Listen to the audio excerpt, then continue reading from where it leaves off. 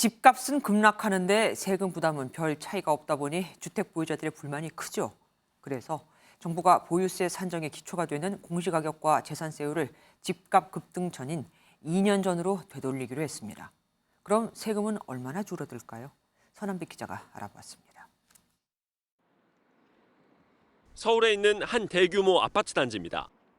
이 단지 84제곱미터의 종부세를 포함한 보유세는 2019년 227만 원에서 올해 412만 원까지 매년 꾸준히 증가했습니다. 가파르게 오르다 보니까 생활을 할 수 없어요. 결국에 빚을 내가지고 우리가 이걸 내야 되는 그런 상황이고. 최근 아파트 가격이 하락하고 있는 것과는 반대로 세금 부담은 커지자 정부가 공시가격 현실화율 속도 조절이라는 카드를 꺼내들었습니다. 정부가 공시가격을 산정할 때 시세에 곱하는 현실화율을 2년 전으로 되돌리기로 한 겁니다.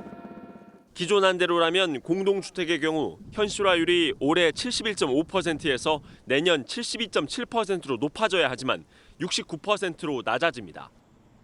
특히 9억 이상 중고가 아파트의 경우 현실화율이 최대 10%포인트 가까이 낮아집니다. 정부는 재산세를 계산할 때 공시가격을 반영하는 비율도 현재의 45%에서 추가 인하를 검토합니다. 이에 따라 시세 17억에서 18억 원대인 아파트의 재산세와 종부세를 합한 내년 보유세는 기존 499만 원에서 447만 원으로 줄어듭니다. 가파르게 증가한 국민 부담을 완화하고 기존 정책에 과도했던 부분을 정상화하기 위해서 정부는 기존에 발표한 1주택자 종부세 기본공제 상향과 다주택 중과 폐지도 추진 중이지만 야당 반대로 국회 통과는 난항이 예상됩니다.